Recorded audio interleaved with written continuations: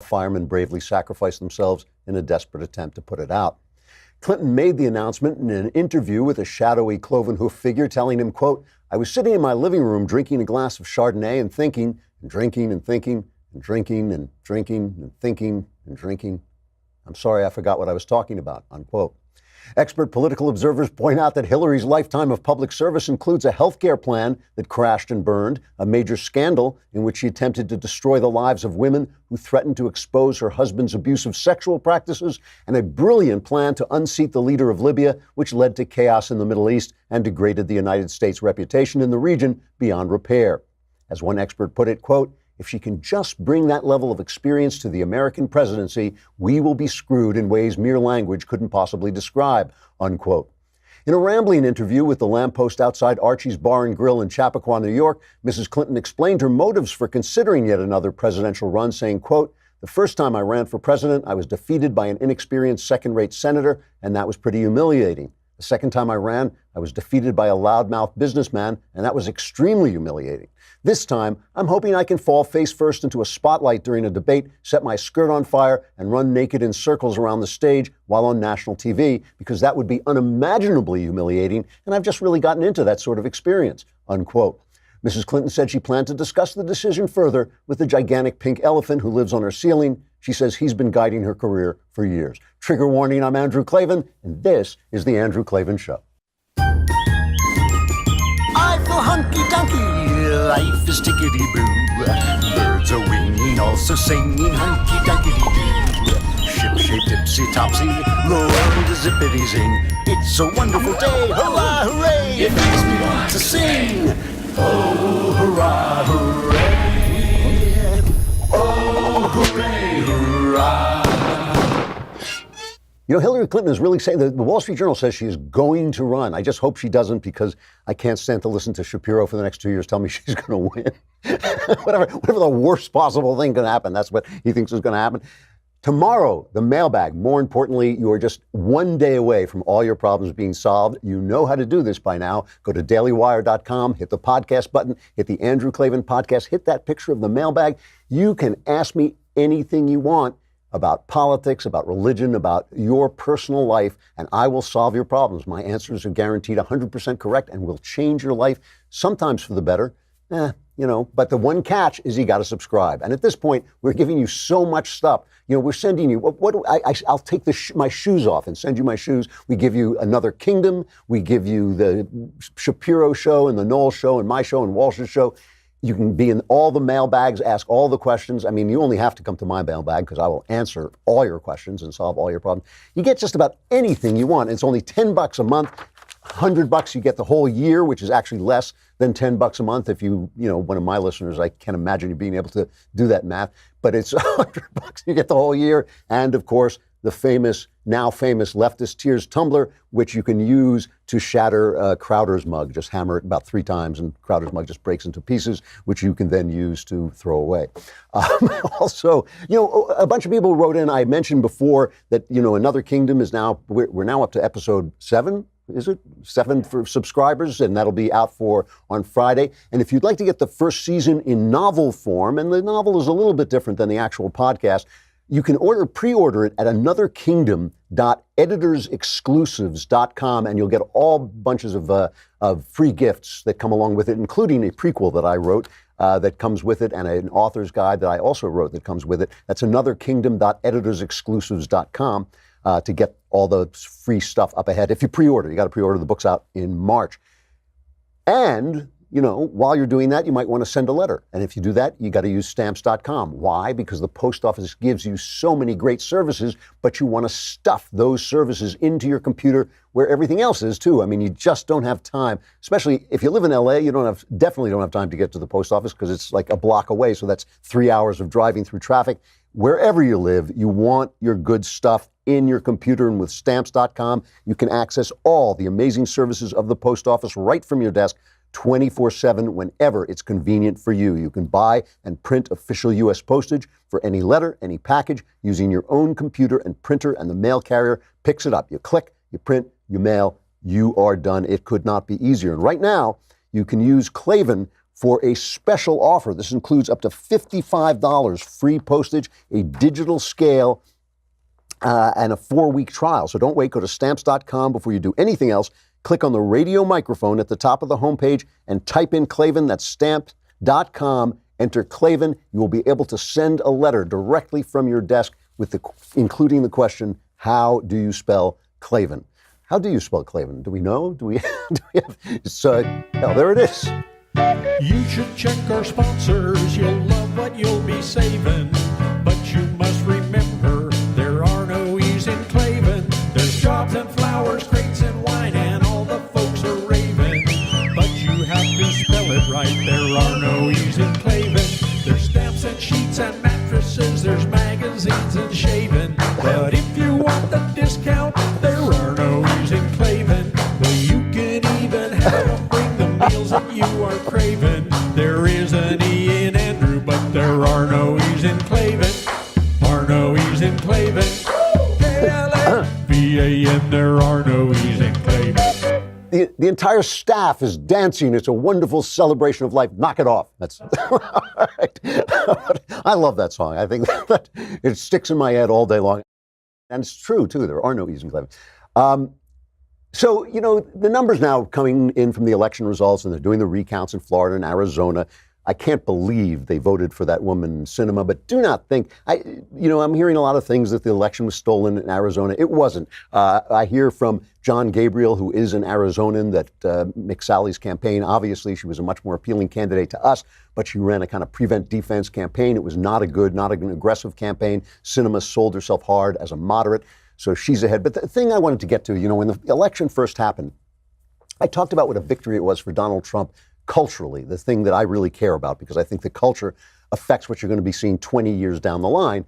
And Donald Trump has changed the culture in a lot of ways. He has made it permissible to speak up when the NFL is not saluting the flag, permissible to say, hey, I'm going to say Merry Christmas, permissible to say to the news media, you know what, you stink, you lie constantly in favor of Democrats. We hate you, you do a bad job. And he has shown that you can do that and walk away without a scratch.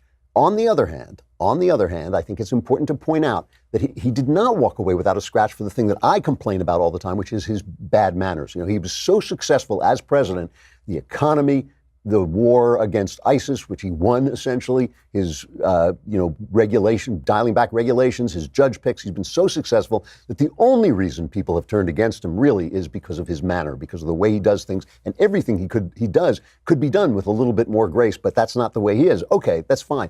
But Henry Olsen, who is one of my favorite observers of the political scene, he saw something else in these elections as the numbers come in. And one of the things I like about Olsen is he doesn't announce his conclusions on the day of the election, because he takes some time and he thinks about it. And he's talking about the fact that our country is continuing to divide, and it is a division of places. It's a division between the cities and the suburbs and the countries, and the country and the towns. This is not necessarily a question of race. It's not necessarily a question of education, though education plays into it. More educated people tend to congregate in cities. But it is a question of a way of life. And he says there are two nations now. The first nation, the U.S.'s large cities and suburbs, was Democratic before last week and became much more Democratic on Tuesday. The second nation, the U.S.'s smaller cities and towns and countryside, was Republican before last week and remained Republican on Tuesday. And what he says about this is good news for Trump 2020, because it means he has a clear path to winning the Electoral College again, even if, again, he loses the popular vote. And, we decide our elections with the Electoral College, but it's not necessarily a good thing to continually win the Electoral College and not be able to deliver the popular vote. I mean, even the founders talk about this in the Federalist Papers, that you want ultimately a sense that the majority is ruling the country.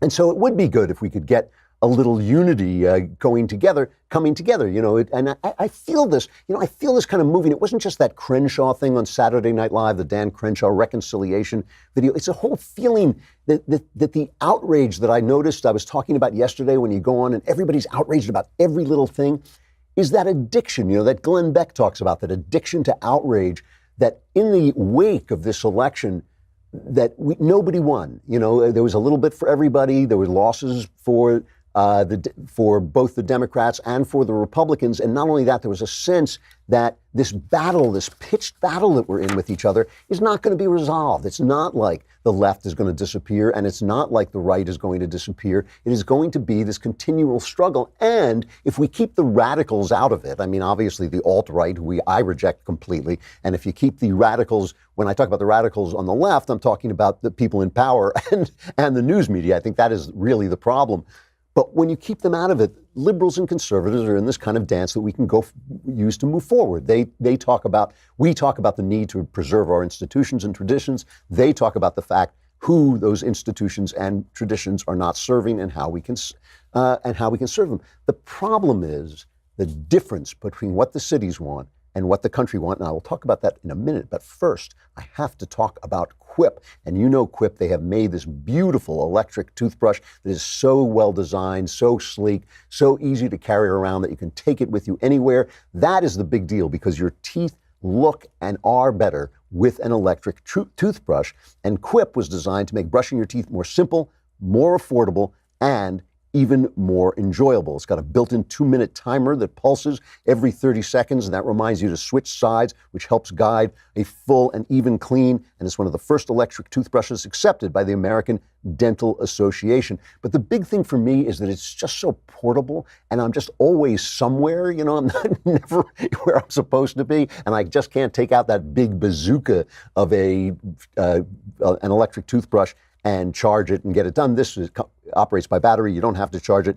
And that's why I love Quip. And they're backed by over 20,000 dental professionals. Quip starts at just $25. And if you go to getquip.com/Klavan right now, you'll get your first refill pack for free with a Quip electric toothbrush. That's your first refill pack free at getquip.com/ how do you spell it? KLAVAN. That's it. Right. So the Mickey Mouse theme doesn't really work with that, but you know, I tried. I gave it a try. The thing is, the difference between the cities and the countries is the same difference we have when we talk about the Supreme Court. When we talk about the Supreme Court, I always say it's not a fair debate, because it's not like the right is saying we want judges to give us right-wing decisions, and the left is saying we want judges to give us left-wing decisions. The left is saying we want judges to give us left-wing decisions, and the right is saying we want judges to give us constitutional decisions. And the same thing is true of town and city, okay? Or country and city, let's call it. Cities tend to be more liberal, and they're creative places. They've got a little bit more chaos. The thing is, when you live in a city, and I've lived in cities for a lot of my life, even though I don't like cities, I prefer living in the country. I've lived in cities for work most of my life. And when you live in cities, everything is taken care of for you. And so you live your life. You know, the garbage disappears. You put it in a chute in your apartment. It's gone. You know, you don't have to think about when the trucks are coming or take the garbage down or anything like this. Everything is kind of regulated, and you think that that's a good way to live. And you can go and do your work. It's all dedicated to work and sort of the arts and all that. And that's the way they think of freedom. Whereas in the country, you do your own life. You know, you mow your lawn, you rake your lawn, you fix your house, you do stuff. And you have your neighbors, and you have a lot of social capital. You have churches, you have associations, things that exist in cities but don't dominate the landscape in the same way. So what country life and small town life and small city life contribute to the country is this kind of social capital that turns into moral capital, that is the way that we hold up the roof of a civilized society. Cities don't have that. If all the world were run like cities, all the world would be as chaotic and as violent and as dangerous as cities are. It might be as creative, but I don't think so. I think it would just lead to chaos. The problem is, it's not a fair debate. The people in the country want to be left alone. They don't want to tell people in the city how to live. Nobody out in the country is thinking, you know, I just want somebody to tell those people in New York to stop chasing each other around the desks and live like I live. They're not thinking that. That's not what they're thinking. They're thinking, I want to be left alone. That is the conservative idea of freedom. Leave me alone. The cities want to tell everybody what to do. The cities want to tell everybody what to do. I mean, this I remember in England, it was about fox hunting. They would sit in the city and say, this is cruel fox hunting. You don't know what fox hunting is. You're living in London. Shut up and let the people in the country have their traditions and do their thing. If people in the cities did not want to dominate countries, did not want to yell at them constantly from their perches where they run the media, where they run Hollywood, where they run the academies, they wouldn't have the same problem. The problem is they are not listening. They do not listen to what the country wants. And we know this from the ceaseless attacks on Donald Trump. You know what? That's why we need Trumpy Bear. I'm sorry, I have to pause in the middle of this. I want to go on and talk about the fact that they're not listening. Just, have you seen this ad? I love this ad that I saw it on Fox News. Here is an ad for a new stuffed bear for Christmas, Trumpy Bear. You got to see this. The wind whispered through the forest. A storm is coming. You cannot defeat the storm. From the trees rose a resounding voice. I fear nothing. I come when the trumpet sounds. I am the storm, the great American grizzly. Introducing the original Trumpy Bear, the fearless, super plush American grizzly. Trumpy Bear was born June 14th, Flag Day. Just find the secret zipper and pull out the flag blanket. Then wrap yourself in the red, white, and blue for comfort and warmth. Show your patriotism and proudly display Trumpy on Flag Day and on any American holiday. Trumpy can even honor your own family heroes. God bless America and God bless Trumpy Bear. Trumpy Bear sits proudly at the front of the motorcycle for all the world to see and loves to cruise with his brother. I'm a former Marine, and I'm proud to have Trumpy Bear ride by my side. Once a Marine, always a Marine. Everyone knows Trumpy Bear loves to go to the golf course. When I ride with Trumpy Bear, he makes my golf game great again. Thank you, Trumpy Bear. Simply style his trademark hair and place him in his favorite chair. Even the toughest guys will love Trumpy Bear. It even rhymes. Simply comb his trademark hair, place him in his favorite chair. Even the toughest guys will love Trumpy Bear.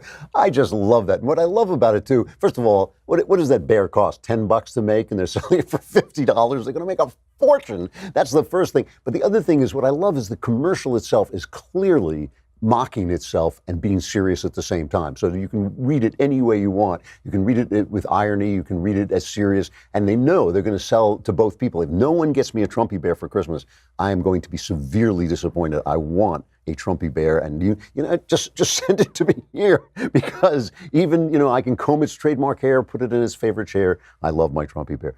Unbelievable. Anyway, I had to play that. I'm sorry. It was the highlight of my day yesterday.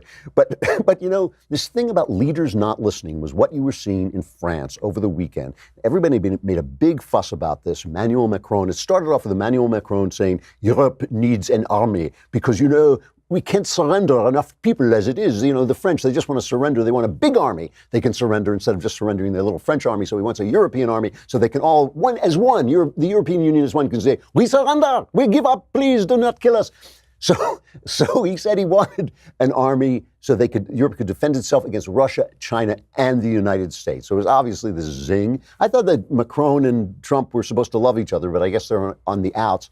So Trump said he took that as an insult. And then there was all this fuss about the fact that Trump didn't go to the ceremonies for Veterans Day, and he didn't go to a cemetery. I mean, of course, we had to be outraged by this. It was an outrage. It was a terrible outrage. But then at the ceremony that Trump was at, Macron got up and he gave this speech where he attacked nationalism, all right? And he said patriotism is the exact opposite of nationalism. So Trump is sitting there and looking very stony-faced. It's the exact opposite of nationalism. Nationalism is a betrayal of patriotism because it says our interests first. Who cares about the others? We erase what a nation holds dearest, what gives it life, what makes it great, and what is essential, its moral values. Now, the problem with this is it makes absolutely no sense, and it's entirely untrue. Other than that, it's great, but it makes no sense, and it's entirely untrue. Nationalism is an essential part of patriotism. You are a patriot because you love your nation. Who's he talking to? Well, he's talking to Trump because Trump has made a big deal about being an American nationalist, nation first, and all this stuff.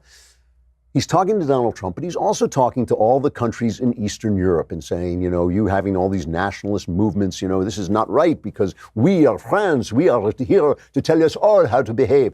And this does arise. It does arrive out of World War I. World War I is this incredible I mean, like I said, Americans do not understand World War I like the Europeans do. We didn't lose as many people there. We weren't as involved in it. It wiped a generation off the face of the earth, changed all these empires. Russia became the Soviet Union. The Austro-Hungarian Empire vanished from the face of the earth.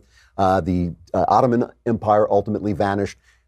Everything. And you know, here in America, it was the kind of the beginning of the progressive movement with Woodrow Wilson, the first anti-constitution president, starting to install that kind of deep state that we're still fighting with today. So it really had a big, big effect that is still haunting all of our countries today. But the left, as it always has managed to do in the past, seized the narrative. What was the reason we lost all these, millions of men, all this disaster? Well, it was nationalism. That was the problem. It was nationalism. You could just as easily have said, since nobody can really understand why and how the war got out of hand the way it did, you could just as easily say, well, it was because of unions like NATO. It was because everybody was sworn to defend everybody else. So when a war started, everybody had to take sides, and the entire continent went up in smoke. I mean, that's another thing you could possibly say.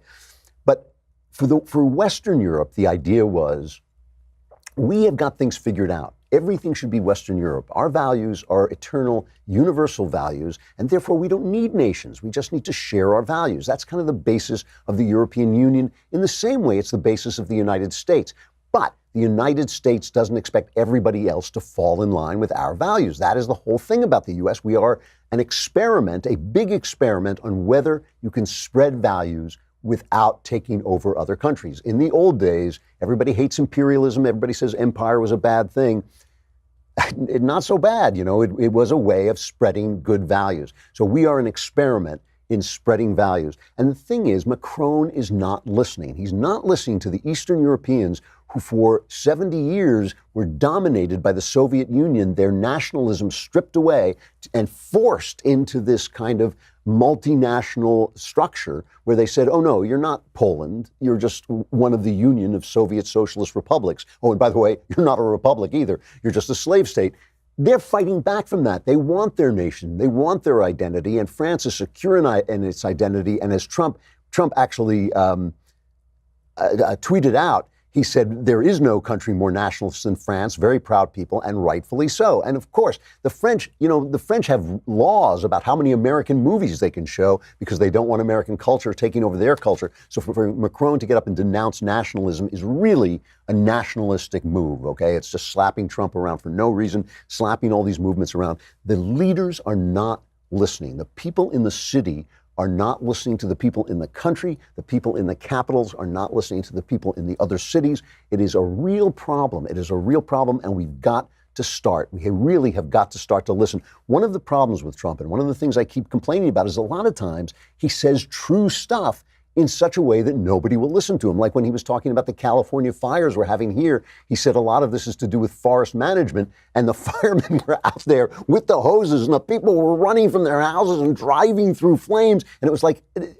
you have to bring that up right now? I mean, it is true. Forest management is messed up in California and on the federal lands in California because an environmental movement has made it too hard to clear out the debris, to clear the forest of all the debris that just turns into tinder. And so the fires go up, like a matchbox. And he's absolutely right about it, but just a little bit of timing there, Donald, and you could actually have gotten that message across. We're not listening to one another, and it doesn't help when everything is outrage, when everything is about screaming, when everything is about beating the other guy. And that's why that Saturday Night Live moment was so impressive to me, why it is. Hey, we've got a great interview coming up, and we're going to break for that, but I do have to mention the death of Stan Lee, obviously the master of the Marvel Universe, a guy who really changed comic books in a unique way by making characters who were not like Superman, untouchable. They were not just square-jawed, all-American icons. They were human beings like Spider-Man who had problems. He's, in a lot of ways, comic books themselves, and Stan Lee also, are a testimony to e pluribus unum, and I'll tell you why. When you make everybody part of the country, when you're good to everybody, the people who have always been outsiders start to contribute in new ways. Comic books and superheroes are almost entirely an invention of Jewish people, of Jewish Americans like Stan Lee. And they're a reflection of a sort of desire to be part of this wonderful American enterprise that turns you into a superhero by identifying with this super country. And what Stan Lee was he was a little bit more honest about his superheroes because they were little guys, troubled guys, neurotic guys, like the old, kind of cliched picture of Jews. And so he brought that into the superhero mix. When you allow people to become part of your country, they contribute so much because they love the country and they show you different ways to be a part of it. And I mean, it's true, take Irving Berlin, who wrote White Christmas. That yearning, longing to be back in Christmas comes from a Jewish guy who was never part of Christmas, right? That's where that yearning sound that you hear in White Christmas comes from. In the same way with Stan Lee, that idea of the wish fulfillment of the little guy, Peter Parker, who becomes Spider-Man, and suddenly that is a very Jewish statement in a very big country. And it's a wonderful part of not having multiculturalism, of saying, no, we're all one culture. You contribute in your own unique way. Stan Lee, let's just play a minute of this is his last interview, I believe, him talking about what he was trying to contribute through his superheroes. I would like to think that everything we do in our stories helps the readers to just understand the world and to have a little more tolerance and to take the peaceful and intelligent route instead of what some people do. I've always felt it would be nice if, while enjoying the adventure, if the reader also gets the feeling that we should all be good to each other. And the world is a small place. We only have a short time in it.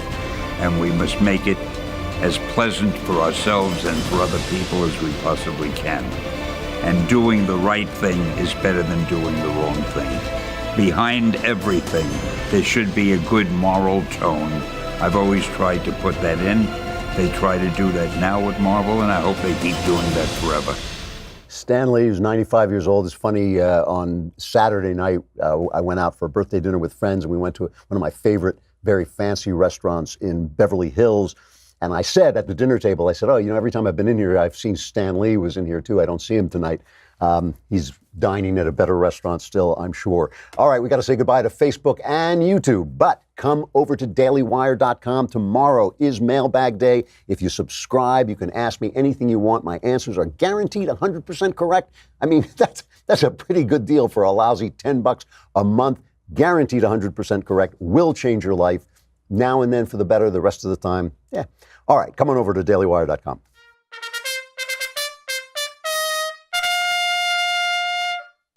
So this is a fascinating interview. I'm going to talk about why after the interview, but listen first to Fiorella Nash. She's the author of The Abolition of Woman, How Radical Feminism is Betraying Women. Fiorella is an award-winning novelist as well as a bioethicist in the United Kingdom with over 10 years' experience researching life issues from a feminist perspective. Here is Fiorella Nash. Fiorella Nash, thank you so much for coming on. I appreciate it. Let's begin with the title, The Abolition of Woman. Obviously, it calls to mind C.S. Lewis's Abolition of Man.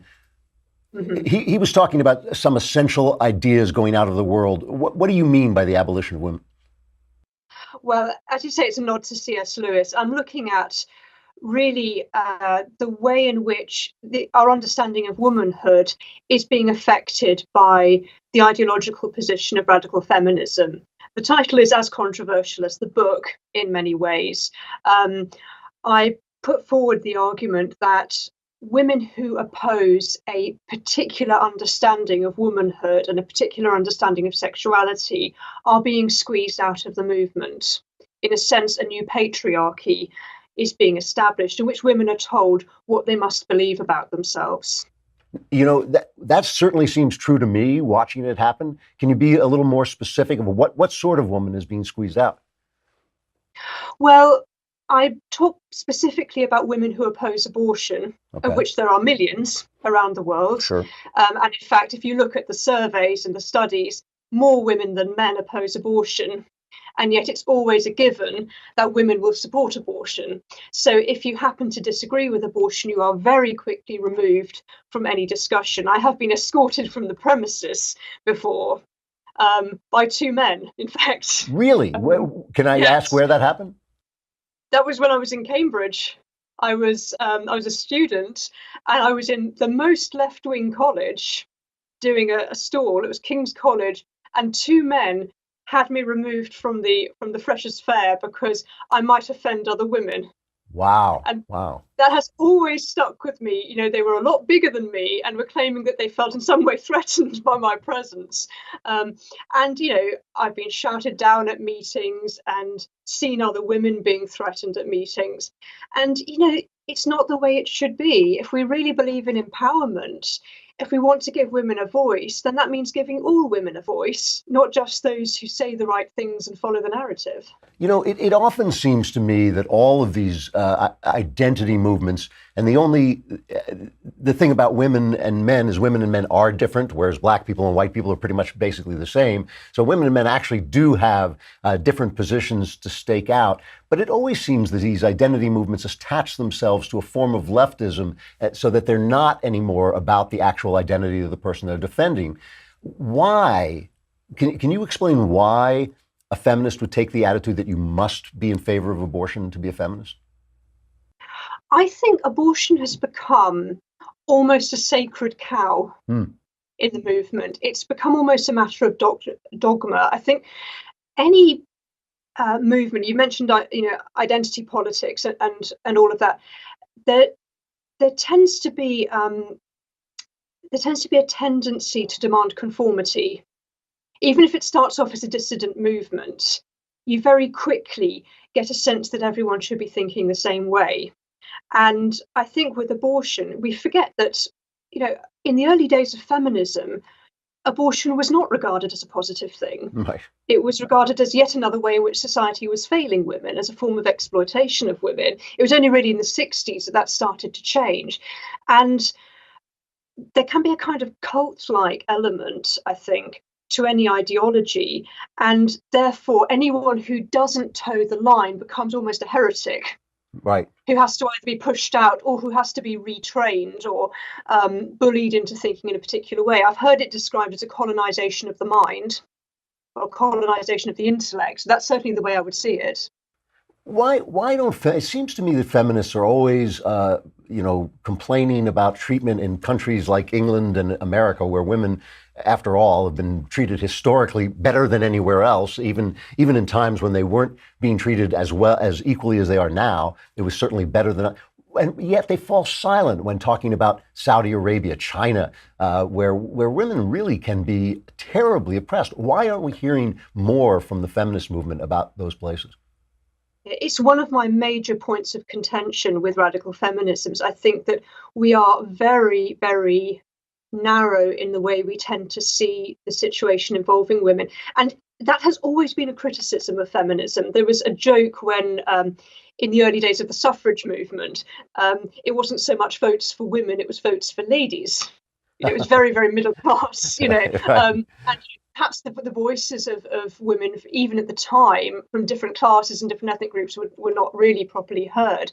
But I think certainly I contend that one of the major reasons why feminist groups are not speaking out enough about injustices involving women is because of the issue of abortion and so-called reproductive health. If you look at China, for example, there's very little concern expressed about the one-child policy, even though millions of women, for the period of a generation, the one-child policy is as old as I am, so guess, have had their fertility sabotaged and suppressed by the communist authorities. They have been forcibly aborted, forced to contracept, forcibly sterilized, and so little is being spoken about this. We fall back on the population, and we fall into this sort of Malthusian argument that somehow it's a lesser evil when millions of women are suffering. China is the only country in the world where more women than men commit suicide. Wow. And the majority are women of childbearing age. Yeah.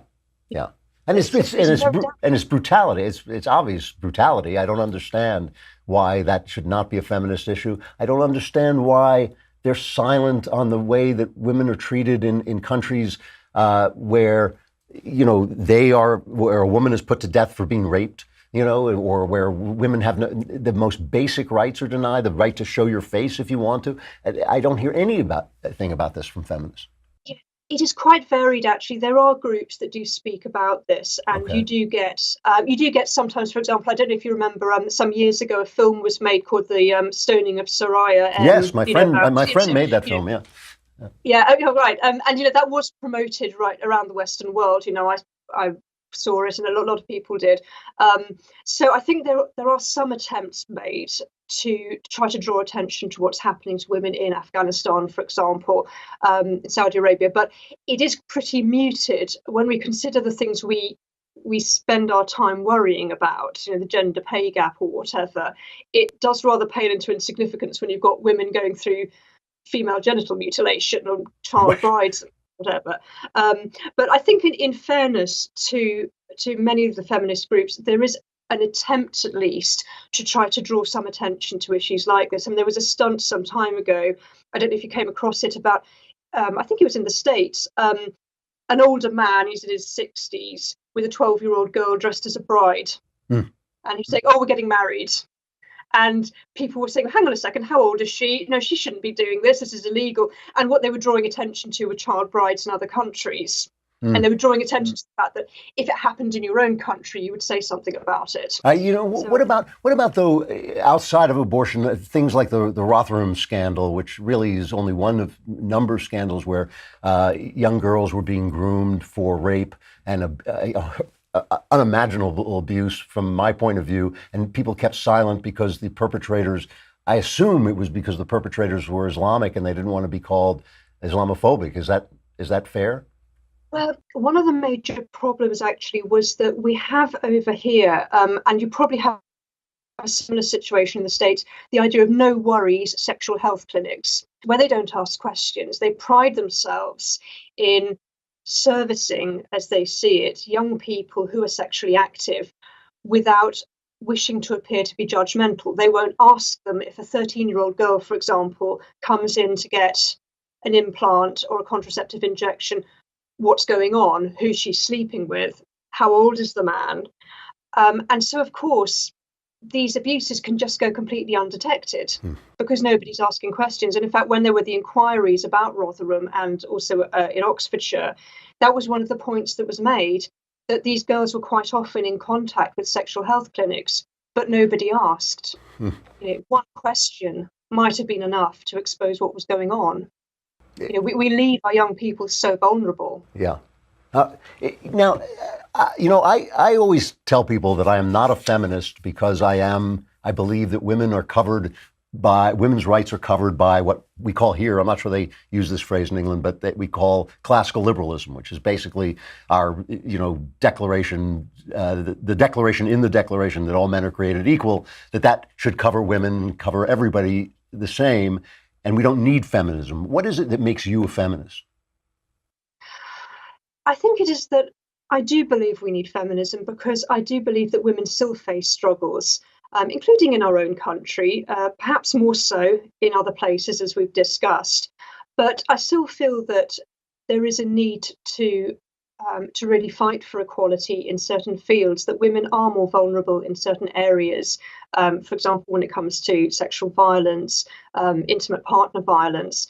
And as things are going, my feeling is that they are becoming more vulnerable ironically, because of the sexualization of society. I think women and girls are being placed at much more risk than they ever have been. So I think there is a need for a very clear voice from a strong movement saying that violence towards women is wrong, that women and girls have a right to protection. But I very much see it from the point of view of what's sometimes also called the new feminism. Pro-life feminism I see as being very much a part of that. I think it was John Paul II spoke of the need for a new feminism. And the point of the new feminism is that it's about men and women working together. It's not about men and women pitted against one another. It's not about women blaming men for everything. It's about men and women working together, complementary gifts, but as equals in pursuit of the common good. Because we should all be searching for that. I couldn't agree with you more. I guess maybe it's just phraseology. I don't know any man who doesn't put violence against women at the top of his list of things that he opposes and would stand up against. And yet, we keep hearing men, at least over here, I don't know if this is happening there, we keep hearing men demonized, wholesale. And I think it's very difficult when, they have this slogan here where they say it's not all men. I think not all men, it's most men would lay down their lives to protect certainly the women in their lives, and sometimes random women that they just see being attacked, at random. So I guess, again, I want to ask why is this particularly a feminist issue? Why isn't this just like a human issue? I suppose in the grand scheme of things, it should be. When feminist groups disrupt pro-life gatherings and say women's rights are human rights, I completely agree with them. We are talking about, I wish they'd be more grown up about it, but I completely agree with them. And I also feel that that's another area, it's something I certainly look at in my book, that men can be predatory, they can also be protectors. And because of the loss of our understanding of chivalry, I think we have lost that sense of the positive role that men play in the lives of women.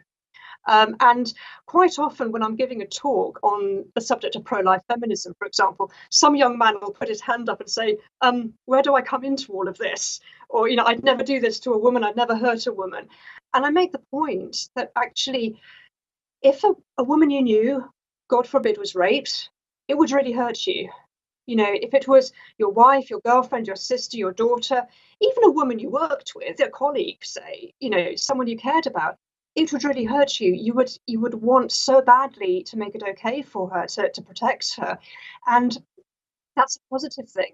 And I think maybe we have lost, you talk about men being demonized, but maybe we have lost that sense of the role of men in actually helping women and working peaceably with women. But I would hope that the new feminism is a little bit more men-friendly as well as women-friendly, because if men lose their role in society, it hurts women as well as men.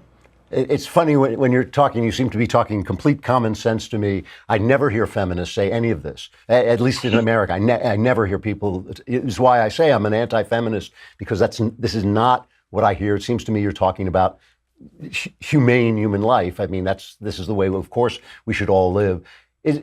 How big a voice do you have? How many people like you are there? I'm a pretty small voice, and they say that the path of the pro-life feminist is a pretty hard one, but it's a path worth walking. I think there are growing numbers of women who feel this way. Certainly, I've been speaking out on this subject now for over a decade, and I always have women, particularly young women, coming up to me afterwards saying, yes, this is exactly what I've always felt. I've never quite known how to phrase it. You're seeing groups in the States, for example, Feminists for Life of America. In Australia, you've got Women's Forum Australia, who are putting forward this sort of message. So I think we are a small but a growing voice, and becoming a little bit more bold in terms of giving out the message. I mean, I don't know if you picked up on the story when there were the women's marches going on and the women in their pussy hats and things like that. There was a pro-life feminist group who were refused entry into the march because they were pro-life. Yes, I and do. They turned up. Yeah, and they turned up anyway. They brought in their banners and they led the march. And I think that is what I'm enjoying seeing. That's what I'm encouraged by. Is I think you're getting women, particularly younger women, who are questioning this very negative, very ugly vision of feminism, saying, no, this is not what we want for women, and who are making their voices heard. Well, I have to say, you are the first person who self-identifies as a feminist that I've agreed with completely. Fiorella Nash. The book is called The Abolition of Woman. I appreciate your coming on. Thank you. Thank you. It's nice talking to you. You know, the thing that got me about this interview is she insists on being called a feminist. But if she and I are agreeing, I don't think she is a feminist. I think that the feminists have so sold themselves on the idea that feminism equals good for women, that nobody wants to let go of the label. But the fact is, feminism is not good for women. Freedom and classical liberalism extending itself to women, as it should, that's what's good for women. I mean, freedom, America, the Constitution, that's what's good for women. You don't have to call it feminism. You just have to include people. Women will go off and do different things because they like different things. They desire different things. They have different demands on their lives, different demands on their souls than men do. In general, some women will not. Some women will want to do the more manly things. But that's fine. We don't care. You know, it's like to each his own. But why do you have to call it feminism? I think we should start a new movement for chivalry, where women act like ladies and men act like gentlemen toward ladies. I think that would be a really popular movement, and we could just dump feminism altogether. All right, sexual follies. Speaking of which.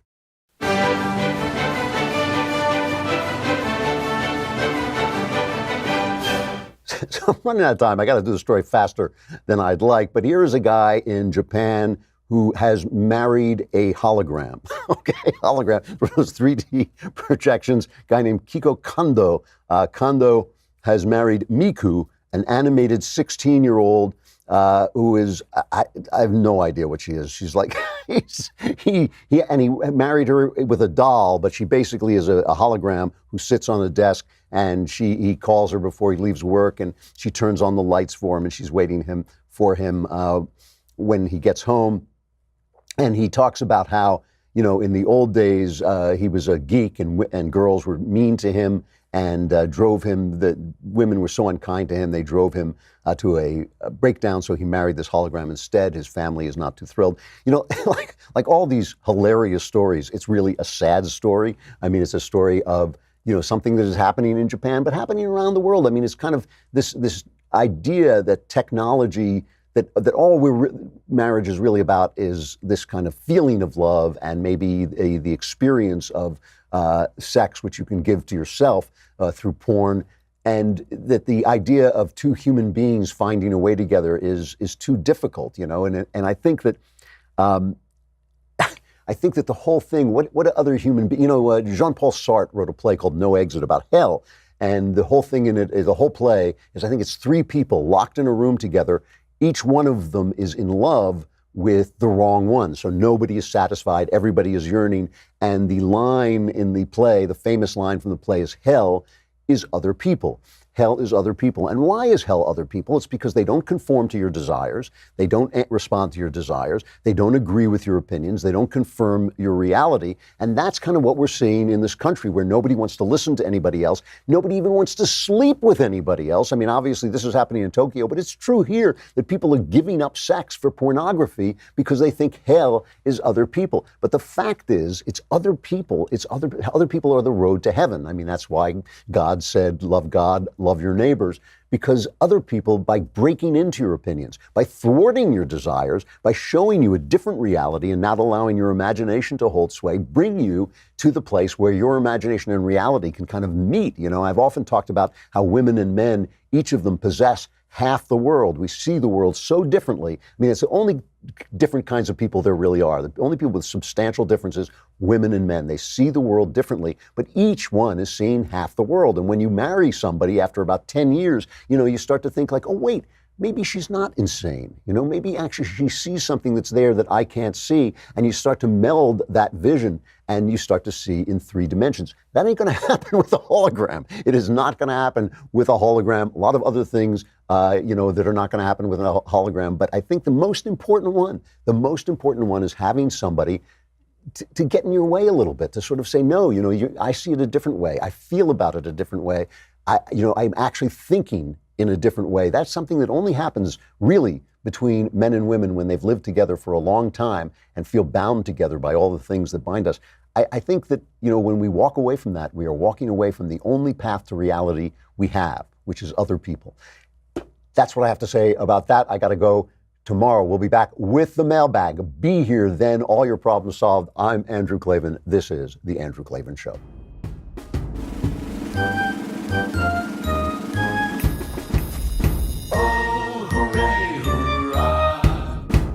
The Andrew Klavan Show is produced by Robert Sterling. Executive producer, Jeremy Boring. Senior producer, Jonathan Hay. Our supervising producer is Mathis Glover. Technical producer, Austin Stevens. Edited by Alex Zingaro. Audio is mixed by Mike Cormina. Hair and makeup is by Jesua Alvera. And our animations are by Cynthia Angulo and Jacob Jackson. The Andrew